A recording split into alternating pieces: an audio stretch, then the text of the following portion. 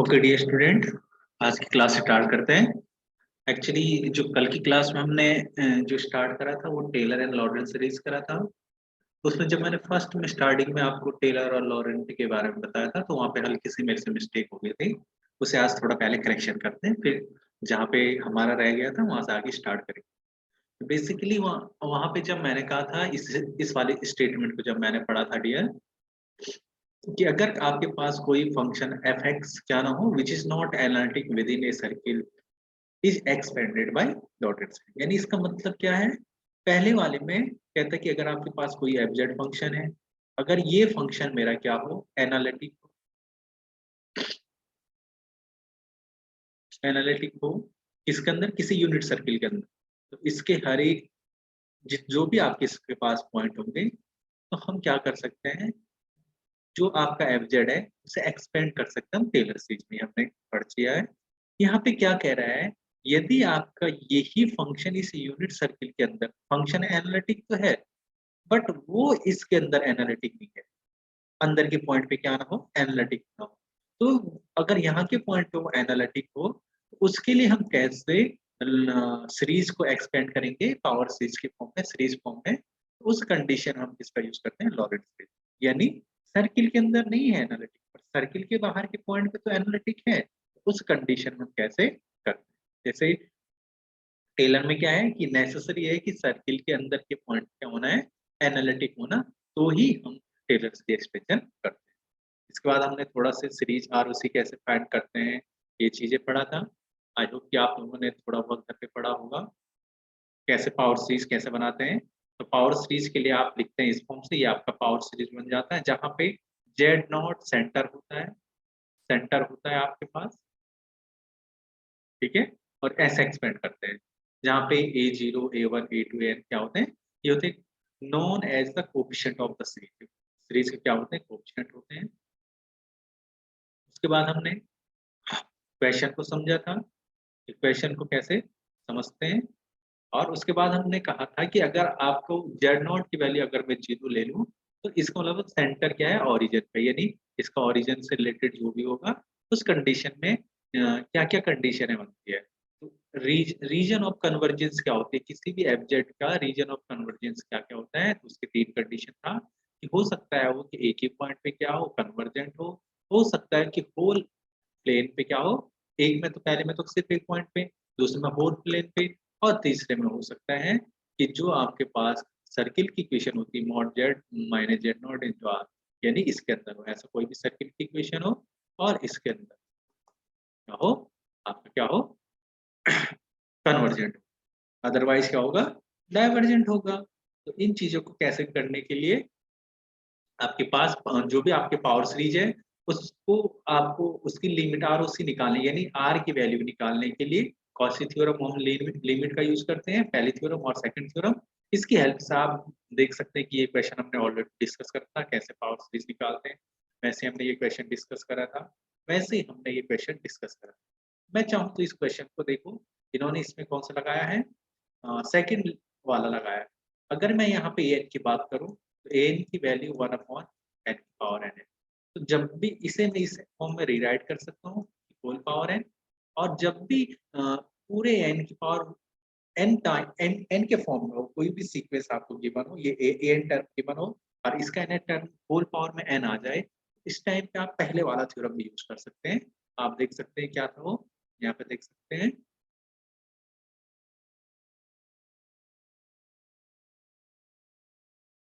ये देखिए इसका यूज करके भी निकाल सकते हैं, क्या था, मॉड ए एन की power one by n limit one upon are.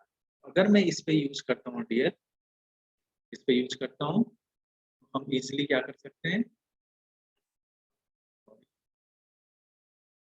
Wait,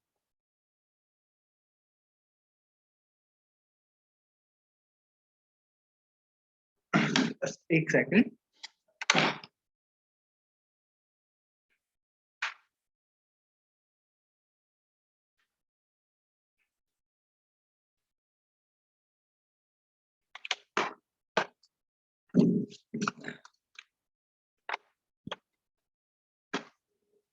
तो हम इजिली इसका क्या निकाल सकते हैं, इंटीग्रेशन निकाल सकते हैं।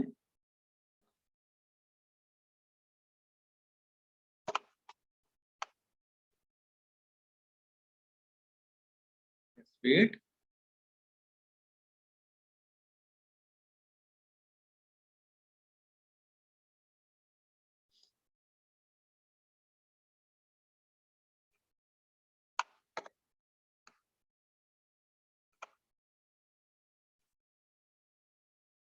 यहाँ, ठीक है। इस फॉर्मूले की हेल्प से, इस फॉर्मूले की हेल्प से देखो मैं इसका कैसे निकाल सकते हैं, आप इसकी हेल्प से भी निकाल सकते हैं इस वाले का। तो आपको पता है कि जब ये वाला हो तो आप क्या करेंगे, मॉड n की पावर 1 बाई n, n की वैल्यू ये है, तो हम यहाँ जब ये रखेंगे 1 बाई n की होल पावर, n का होल पावर 1 बाई n, जब पावर ये अंदर मल्टीप्लाई हो जाएगा तो आंसर आएगा 1/n। और इस पे जैसे लिमिट लगी है, limit n tends to infinity लगेगा, तो जब n टेंड्स टू इंफिनिटी लगेगा तो इसकी वैल्यू कितनी आ जाएगी, इस पे भी लिमिट लगेगा, limit n tends to infinity, और n टेंड्स टू इंफिनिटी 1/इंफिनिटी बराबर 0, और ये किसके बराबर होता है 1/r के बराबर, यानी 1/r किसके बराबर आया 0, यहाँ सिंपलाइज करेंगे तो r किसके बराबर आएगा 1/0, और ये किसके बराबर, तो देख सकते हैं,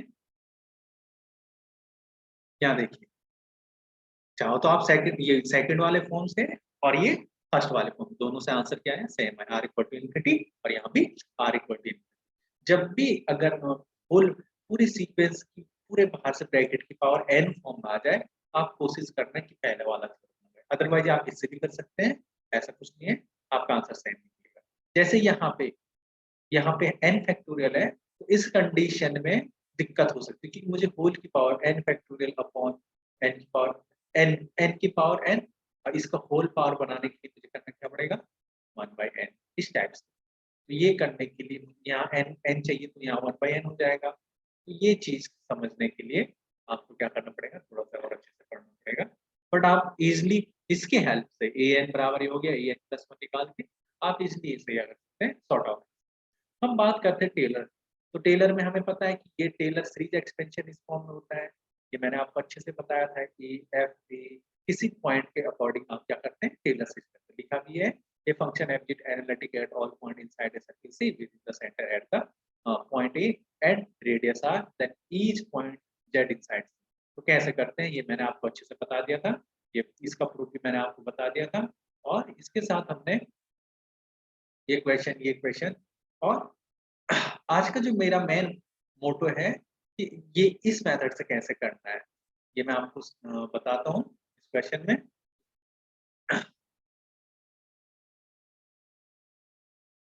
यहाँ आप प्लीज देखिए, ये क्वेश्चन है, मैं इसे समझाने की कोशिश करता हूँ कि कब आपको कौन सा वाला यूज करना है और कब क्या करना है with the help of binomial expansion. आपके सामने आपके पास गिवन फंक्शन है, मैं यहाँ पे लिख देता हूँ, एफ जेड की वैल्यू आपके पास गिवन है 1/z² माइनस 3z प्लस 2, ये आपको गिवन है। अब आप क्या करते हैं, जब भी आपको पता है कि हम जब भी कोई फंक्शन एनालिटिक की बात करते हैं या कॉची इंटीग्रल या किसी भी चीज की बात करते हैं, तो हम क्या करते हैं, पहले लीनियर फैक्टर में कन्वर्ट करते हैं फंक्शन, उसके बाद हम क्या करते हैं, इसकी सिंगुलरिटी की बात करते हैं, फिर उसके अकॉर्डिंग हम देखते हैं कि जो उसकी सिंगुलरिटी है क्या वो रीजन के अंदर बिलोंग करती है या नहीं। जब आप इसका क्या करोगे, फैक्टर करोगे, तो ये आपको यहाँ पे दिख रहा होगा, ये करके रखा है, तो आप देख सकते हैं जब इसका फैक्टर निकाला तो क्या निकला 1/z-1 और z-2। इसके बाद पार्शियल फ्रैक्शन, ये बहुत इंपॉर्टेंट टॉपिक है, आप 12th की बुक में आपको मिल जाएगा, और इसे बहुत अच्छे से सीखना है।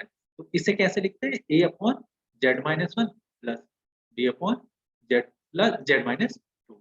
इसके बाद a और b की वैल्यू निकालना होता है, a और b की वैल्यू बहुत इजीली निकाल सकते हैं।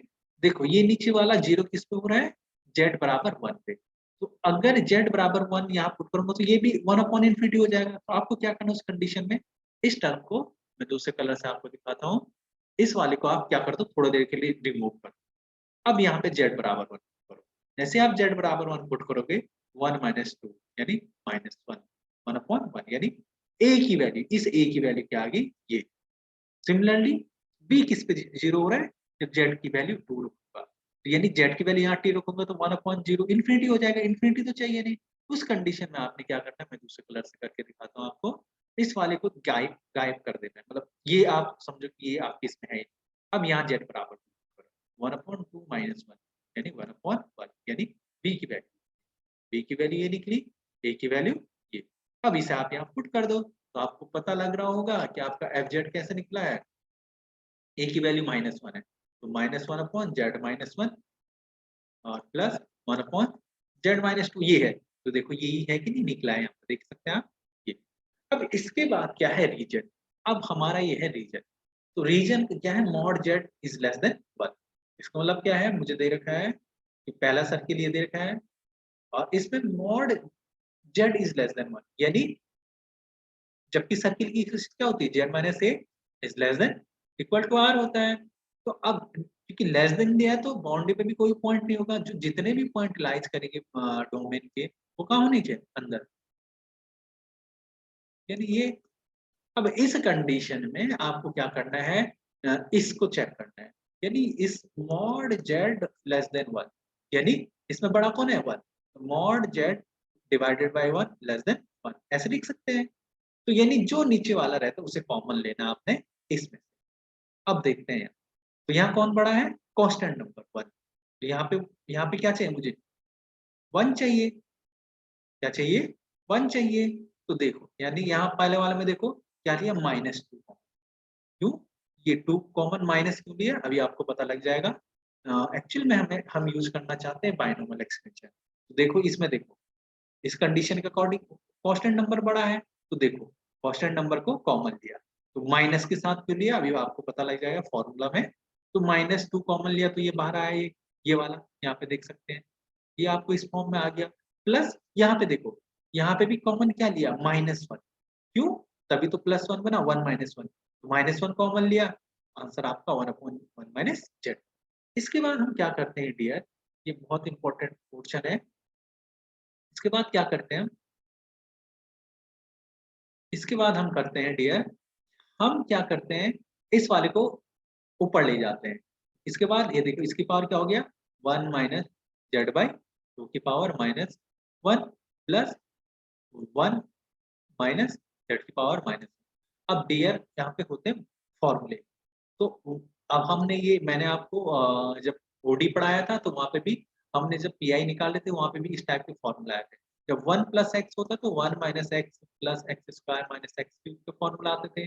जब 1 माइनस एक्स होता था तो उसका इनवर्स होता था, उस टाइम सारे क्या होते थे, प्लस। ये फॉर्मूला इस कंडीशन में जो हम मैं इसकी जगह यूज करूंगा तो देख सकते हैं आप यहाँ पे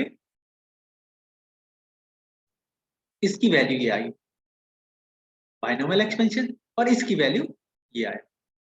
तो इससे क्या हुआ कि आपको टेलर सीरीज में डायरेक्ट आपको जो टर्म चाहिए थे सारे एक्सपेंशन बायनोमियल एक्सपेंशन की हेल्प से आपको जो एफजेड आपके पास गिवन था वो इस फॉर्म में कन्वर्ट हो गया। कब है ये वाला एक्सप्रेशन कब आया, जब आपका ये वाला है, जब अंदर का पोर्शन ये वाला है। अब सेकंड में देखिए, सेकंड में भी क्या करते हैं हम, कोशिश करते हैं जब कॉमन लेने के लिए, हमें गिवन ये है।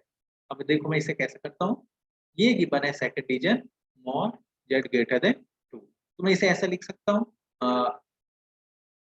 2 is greater than mod z, ऐसे लिख सकता हूँ। अब यहाँ क्या करते हैं, तो 2 को डिवाइड कर देता हूँ मॉड जेड, यहाँ क्या होगा 1। अब जो नीचे है, नीचे कौन सा टर्म है, मॉड जेड, यानी जेड वाला टर्म क्या है मेरा नीचे। तो इस कंडीशन में हम क्या करते हैं, इस पूरे एक्सपेंशन में से क्या कॉमन लेंगे, जेड का एक्सपेंशन, क्या लेंगे, जेड को कॉमन लेंगे। तो देखो यही एक्सपेंशन है, तो देखो कॉमन क्या लिया इसमें से, जेड। देखो 1 अपॉन जेड -2 में से अगर मैं जेड को कॉमन लूंगा तो अंदर क्या बचेगा, 1 माइनस 2 बाई जेड। ये देखो, और इस दूसरे में भी जेड, क्योंकि टोटल में कॉमन क्या है मेरा, जेड है नीचे, नीचे क्या है जेड। उसी के अकॉर्डिंग आप क्या करते हैं, कॉमन टेकिंग करते हैं। जैसे आप कॉमन टेकिंग करोगे तो आप देख सकते हो कि ये इस फॉर्म में, फिर अगेन इसे ऊपर ले जाओ तो इनवर्स लग जाएगा, अब फिर अगेन इस पे बायनोमियल एक्सपेंशन फार्मूला यूज करके इसे सिंप्लीफाई करोगे तो आपका आंसर ये निकला। ये माइनस कर रखा तो आप simply 1 upon Z square plus 3 into 1 upon Z के cube plus 7 into 1 upon Z के पावर एंड। तो ये आपका रिक्वायर्ड रीजन आया, रिक्वायर्ड क्या आया, एक्सप्रेशन आया, जब आपका जो फंक्शन बिलोंग कर रहा था ये, यानी इसका मतलब आउटसाइड दिस, अंदर तो नहीं है, आउटसाइड है अभी। तो आउटसाइड जब भी कोई फंक्शन बिलोंग करता है उस कंडीशन में आप इसका यूज करें। ओके, यानी टेल लोअर एंड का यूज होता है, अभी हम ढंग से पढ़ेंगे लोअर एंड को, बट बेसिकली आप समझ गए जब बाहर हो फंक्शन क्या हो, बाहर की और मोड ये, उस कंडीशन में आपने क्या किया, जेड लिया, जब अंदर था जो बड़ा होगा, जो यहाँ पे बड़ा होगा, इधर इधर हर बार 1 बनाना है आपको, और जो नीचे आएगा उसी को कॉमन लेना है एक्सपेंशन।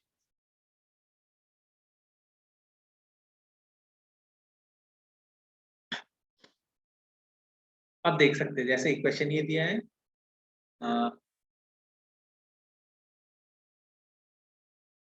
अब डियर यहाँ पे इस क्वेश्चन में एक इम्पोर्टेंट है, बिल्कुल ध्यान से देखना। इसमें हमें कोई रीजन गिवन नहीं है, इसमें हमें गिवन है एक फंक्शन गिवन है और एक z बराबर 2 यानी z बराबर 2 सेंटर दिया है और कह के find the region of convergence. हमें क्या करना है, रीजन फाइंड करना है।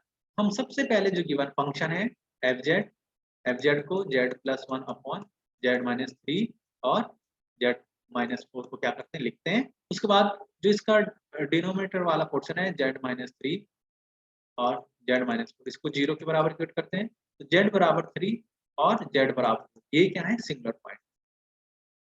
ये आ गया सिंगुलर पॉइंट। और आपको साथ में क्या गिवन है, सेंटर गिवन है z बराबर, और ये कितना गिवन है, 2। तो अब इसके हेल्प से कैसे डोमेन डिफाइन करते हैं कि डोमेन क्या होगा, यानी रीजन क्या होगा आपका, मॉड z कहाँ से काम मिला। हम क्या करते हैं, जो भी हमारे क्या दे रखी है, सिंगुलरिटी दे रखी है, हम क्या करते हैं उस सिंगुलरिटी में से, जैसे मेरे पास सिंगुलरिटी थी 3 में से हम सेंटर घुमा तो क्या करते हैं, लेस कर देते हैं, 3 minus a equal to r. तो देखो 3 माइनस 2 इक्वल टू आर बराबर 1, यानी आर की वैल्यू ये आया, एक बार आर की वैल्यू आया। सेकंड में हम जब क्या करेंगे 4 माइनस 2 करेंगे तो आर की वैल्यू कितना आएगी, 2। तो आर की वैल्यू ऐसे करके हम क्या निकालते हैं, रेडियस निकालते हैं। तो यहाँ से मुझे पता लग गया कि मेरे पास जो पहली कंडीशन है, जब मेरी रेडियस 1 है उस कंडीशन में z minus a equal to r, ये होता है सर्किल की इक्वेशन है स्मॉल आर। z अपनी जगह, ए की वैल्यू मेरे पास 2 गिवन है और पहले वाले सिंगुलरिटी से कितना निकला, रेडियस 1। एक रीजन ये गिवन हो गया और दूसरा z माइनस सेंटर तो ये है और दूसरे से कितना निकला हमारे पास, रेडियस 2। तो ये है मेरे पास 2 कर दिया। तो अब देखो कैसे करते हैं, ये लिखा है, अगर आपको ध्यान से दिखना है तो ये यहाँ पे देख सकते हैं आप ये। तो इसके अकॉर्डिंग एक्सपेंशन देखो कैसे करते हैं, ठीक है, देखते हैं कैसे करते हैं। ये आप समझ गए होंगे कि कैसे मैंने ये निकाला है रीजन। रीजन कैसे फाइंड करा, समझ में आया। जब भी आपके पास रीजन गिवन ना हो, आपके पास जेड बराबर किसी पॉइंट यानी सेंटर आपको गिवन हो और सिंगुलरिटी आपके पास हो, तो सिंगुलरिटी में से सेंटर को घटा दो, वो आर का काम करता है ये। तो बेसिकली अगेन आपको क्या जो फंक्शन दिया है उसे पार्शियल फ्रैक्शन से इस फॉर्म में कन्वर्ट करना है, लीनियर फैक्टर। अब यहाँ पे देखिए, यहाँ पे आपको देखो पहली कंडीशन ये होती है, देखो ये रीजन है लेस देन, क्योंकि लिखा ही था कि एनालिटिक टेलर थ्योरम में क्या कहता है, तो यही कहता है कि सर्किल के अंदर क्या होना चाहिए, एनालिटिक। तो हम क्या करते हैं, इसमें देखो, इसमें क्या 1 बड़ा है, तो इस कंडीशन में -3 क्या आएगा, कॉमन आएगा। अब देखो -3, z-3 है, यहाँ पे ध्यान देने वाली बात है कि जो आपके क्या आएंगे, सेंटर कितना है इसमें, -2। तो पहले इसे रीराइट करना है इसको, z-2 -1, z-2 -2। देखो 4 को ऐसा लिखा गया। ऐसा क्यों कर रहे हैं हम डियर, क्योंकि यहाँ पे टर्म अभी z नहीं है, अभी यहाँ पे z-2। आपको जो ये एक्सपेंशन है उसे भी सेम उसी फॉर्म में लिखना है जिस फॉर्म में आपको रीजन गिवन था।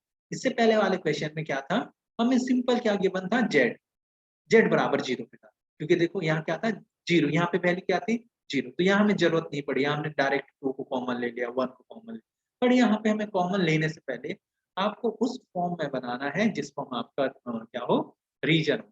तो z-2 फॉर्म में बनाया है, देखो ये देखो z-2 फॉर्म में है, यहाँ भी z-, अब कॉमन क्या लेना है, क्योंकि 1 बड़ा है 1 ले लो। तो देखो 1 लिया तो -1 कॉमन लिया है, तो 4 तो अपनी जगह है, -1 -4 ऑलरेडी था नीचे -1, तो ये डायरेक्ट इन्होंने सिंप्लीफाई कर दिया और ये आपका निकल गया। सिमिलरली इधर भी, अब देखो 2 -2 कॉमन लेंगे और क्योंकि यहाँ प्लस था तो 5, देखो ये कॉमन आ गया यहाँ पे, आप देख सकते हैं ये निकल गया। और 1 माइनस z-2/2 का होल स्क्वायर। इसके बाद देखिए 4 1 प्लस z-2 प्लस z-2 का होल स्क्वायर प्लस z-3 का होल स्क्वायर, ये था सिंपल बाइनोमियल एक्सपेंशन। और इधर भी इसके बाद इसे आप क्या करना है, टर्म को क्या करना है, यहाँ भी z-2 का टर्म है, यहाँ भी z-2 का टर्म है, तो इन दोनों को एक साथ लेके सिंपली सॉल्व करना है। कांस्टेंट टर्म z-2 के टर्म, z-2 के होल स्क्वायर के टर्म यहाँ भी आएंगे और यहाँ भी आएंगे। यहाँ 5/8 आ रहा है, देखो 4 ये, और यहाँ 4 आ रहा है, तो यहाँ देखो इस टाइप से 4/-5 ये देख सकते हैं आप। 16 इस टाइप से आप क्या कर सकते हैं सॉल्व। इसके बाद आप सॉर्ट आउट करोगे कि आपका इसलिए क्या आ जाएगा आंसर आ जाएगा। अदरवाइज आपके पास ये है ही टेलर टेलर सीरीज में आप ये करते ही हैं। ये देखो आपके पास फंक्शन दिया है, फंक्शन की वैल्यू किस पे पूछा, z बराबर 2 पे, तो 2 पुट कर दो 3/2। अगेन इसका डेरिवेटिव करो, इसका लीनियर कर दिया जो भी है, इसका डेरिवेटिव करो। जब इसका डेरिवेटिव करोगे तो ये आएगा, फिर इसमें 2 पुट कर दो तो 11/4 आ गया। फिर अगेन डबल डेरिवेटिव करो और फिर से उसमें वैल्यू पुट करो तो ये आया, एफ ट्रिपल डेरिवेटिव करा ये आया, और फिर आप डायरेक्ट ये फॉर्मूला होता है। आप चाहो तो इस मेथड से सी कर सकते हो, ये सिंपल मेथड है, f equal to F A plus Z minus A F dash A plus Z minus A का square 2 factorial F double dash A plus Z minus A की होल की upon 3 factorial F triple dash A. अभी देखो जिस point पे आपको निकालना था, आपको ये सारे निकाले हुए हैं, आपने सिर्फ इनकी वैल्यू पुट करना, इसको नहीं छेड़ना है। जेड माइनस ए की वैल्यू 2 गिवन है, तो देखो इससे भी वही आंसर आया, ये देखना आप, इससे भी यही आंसर आया है और इस मेथड से भी आप मैच करोगे तो यही आया। किसी भी मेथड से करोगे तो आपको कोई दिक्कत नहीं, पर मोस्ट ऑफ द टाइम ये वाला ज्यादा आसान मेथड होता है, ये जो मैंने एक्सप्लेन करा ये ज्यादा काम आएगा। ऐसी सिमिलरली यहाँ भी गिवन है, यहाँ भी आप इसका यूज कर सकते हैं और इसे का सॉल्व कर सकते हैं। सिमिलरली अल्टरनेटिव फॉर्म से भी कर सकते हैं, यहाँ पे वैल्यू देखो निकाल दो, डेरिवेटिव निकालो, फॉर्मूला पुट करो, आप आंसर निकाल सकते हैं। ऐसी ये इससे भी आप इजीली क्या कर सकते हैं, f4z-1 अपॉन z⁴ पहले से लीनियर फैक्टर में कन्वर्ट करो, चेक करो कितने सिंगुलरिटी है, और उसके बाद क्योंकि सेंटर कितना दे रखा है 0, तो इसकी रेडियस यही हो जाएंगी क्योंकि सेंटर 0 है, तो सिंगुलरिटी में से सेंटर को लेस करके वही बन जाएगा, उसके अकॉर्डिंग आप देख सकते हैं। ये तो आपको कुछ नहीं करना, गिवन है find the region this find the Taylor series about z बराबर 0 पे करना है, तो आप देख सकते हो सिंपली क्या कर दो, ये फॉर्म में कर दो, z बराबर 0 कौन लगा, यूनिट सर्किल गिवन है और यहाँ पे 1 बड़ा है, कांस्टेंट टर्म 0 लेना, कांस्टेंट या आई, तो देख सकते हैं आप यहाँ देखो, ये देखो 1 माइनस पर टर्म कैसे चाहिए, 1 माइनस एक्स या 1 प्लस एक्स के टर्म चाहिए, तभी तो इनवर्स का फॉर्मूला। ऐसे नहीं आपका क्या हो गया -1 प्लस एक्स, अगर ऐसा होगा तो आपको पहले माइनस साइन के पास करना होगा, कॉमन लेना होगा, ये प्लीज ध्यान देना। इसके बाद यहाँ देखिए 3/4 तो बाहर था, ये सिंपली 1 माइनस जेड का इनवर्स हो गया, देखो यहाँ पे 1 ही है तो 1 कॉमन लेने की जरूरत नहीं, तो यही बना।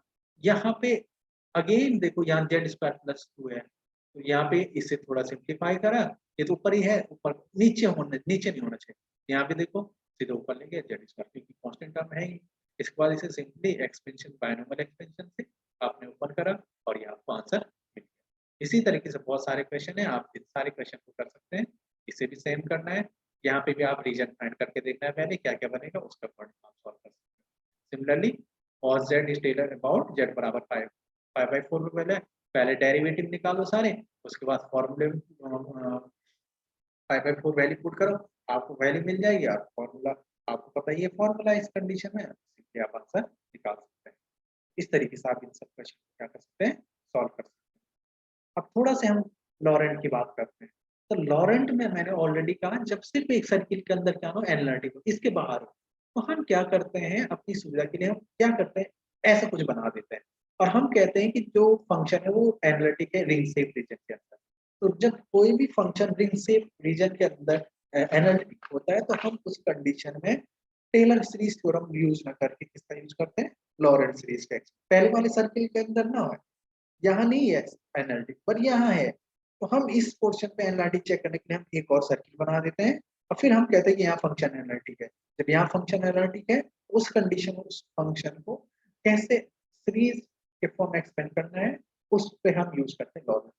तो आप इसको अगर अच्छे से पढ़ोगे, स्टेटमेंट है analytic in C1 and C2, C1 and C2 लिखे on C1 and C2 and the angular region are bounded by two concentric circles C1 and C2 of radius R1 R2, condition given है with center A for the all that belongs in R। ये देख सकते हो आप, यहाँ इसके अंदर है एनालिटिक सारे के सारे, सेंटर यही है, ये रेडियस है, और आप इसे समझ के ये इसका एक्सपेंशन फॉर्मूला होगा, आप देख सकते हैं इसका extension formula f z equal to a0 plus a1 z minus a plus a2 z minus a का स्क्वायर प्लस, बट यहाँ पे डिफरेंस क्या है, यहाँ अब क्या आ गया b1 upon z minus a के टर्म आ गया। जब इसमें यहाँ तक के लिए देखूंगा मैं, यहाँ तक जो भी हुआ होगा इसे डिनोट करते हैं जब ए वाला, तो लास्ट में एन आएगा, तो ए एन की वैल्यू होती है ये 1/2 pi integration F W upon W minus A N plus 1 D W, और बी एन की वैल्यू होती है 1/2 पाई और इंटीग्रेशन ऑन कर्व C2, पहले वाला अंदर वाले कर्व पे, ये वाली कर्व क्या आपका C2 है और ये वाला C1, तो ये पहला वाला किस पे है C1 पे यानी बाहर वाले पे, और दूसरा किस पे C2 है, तो ये आप देख सकते हैं इन कर्व पे कैसे करना है। इसका प्रूफ के लिए आपकी जरूरत नहीं है, हम मेन इससे रिलेटेड क्वेश्चन देखते हैं कि दोनों में कैसे यूज करना है, कब हमें टेलर सीरीज करना है, कब हमें लॉरेंस।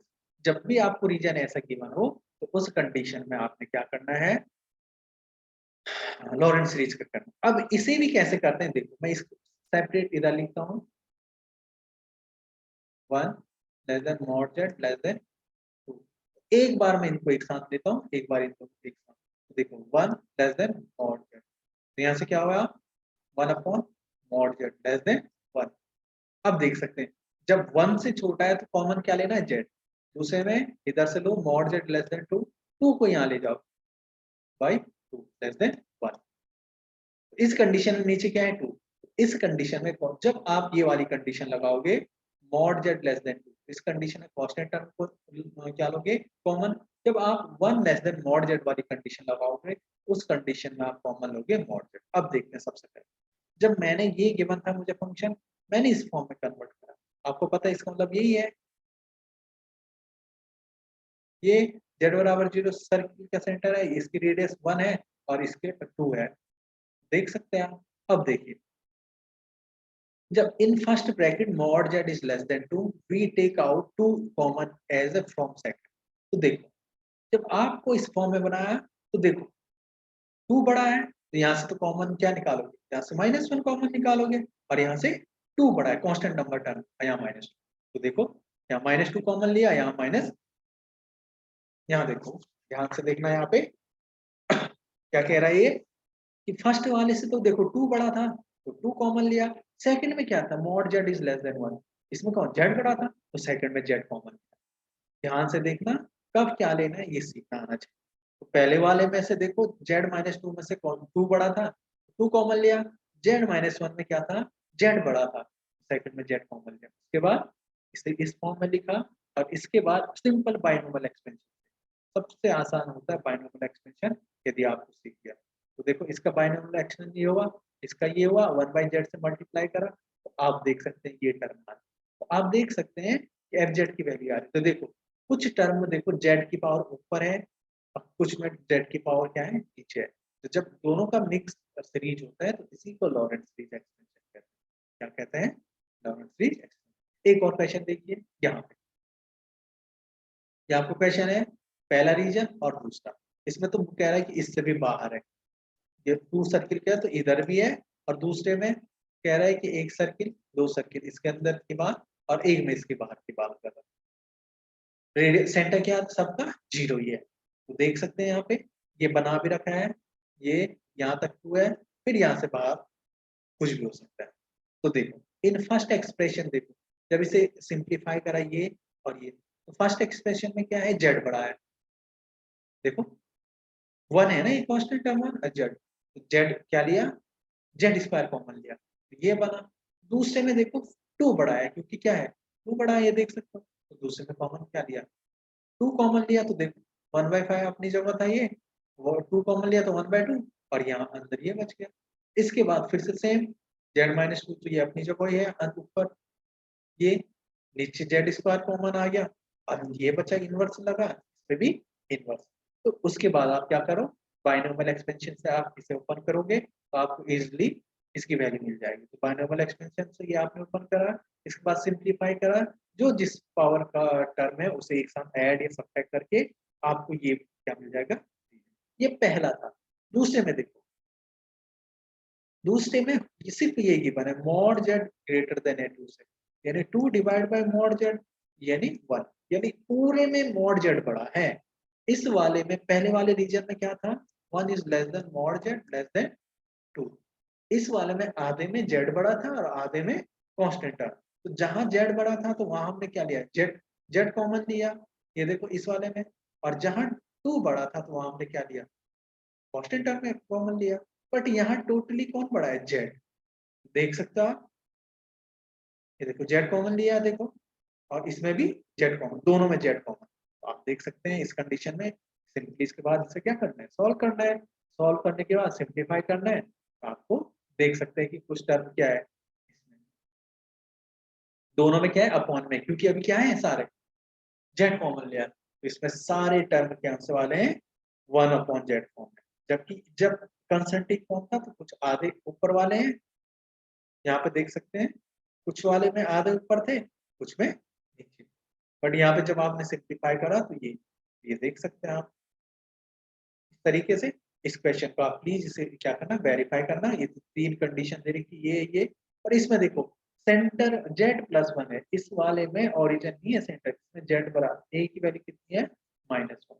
a की वैल्यू -1 है, यानी इधर कहीं सेंटर है। और यहाँ से रेडियस कहाँ तक है, 2 तक ही है, और 1 0 तक, 2 तक है, यानी ऐसा कुछ, इधर भी 2 और इधर भी 2। अब इसके बीच में लगाना है आपको, कैसे करना है, तो प्लीज इस फॉर्म का यूज करके इससे रिलेटेड क्वेश्चन को पार्शियल फ्रैक्शन फॉर्म से सीख के इन सब क्वेश्चन को क्या करना है, आपने सॉर्ट आउट करना है। आई होप कि आपको समझ में आया होगा। आपको क्या करना है, दोबारा इस वीडियो को देखना है, मैं इसे अपलोड करूंगा, और उसके बाद आपने हर एक चीज को नोट करना है। जैसे इसको कैसे किया गया है, कॉस का फॉर्मूला लगा के एक्सपेंशन फॉर्मूला, तो डायरेक्ट ये देखो इस फॉर्म में आ गया, क्योंकि z बराबर 0 पे बोला है सिंपली। और उसके बाद आप इस फॉर्म में लॉरेंट सीरीज फॉर्म में लिख के आप an की वैल्यू bn की वैल्यू निकाल सकते हो। सिमिलरली ये क्वेश्चन है, इसके बीच में कैसे करना है, कैसे एक्सपेंड करना है, लॉरेंट सीरीज बाइनोमियल एक्सपेंशन से ही सारे क्वेश्चन होते हैं मैक्सिमम। तो आपको यहीं तक पढ़ना है, ओके। ये आपके लिए नहीं है, बस यहाँ तक अगर आप पढ़ोगे तो आपके 2 टॉपिक लॉरेंट सीरीज और टेलर सीरीज क्या हो जाएगा, अच्छे से आपका क्या हो, कवर आउट हो जाएगा। तो आई होप कि आपको समझ में आया होगा। आज के लिए इतना ही रखते हैं। Thank you.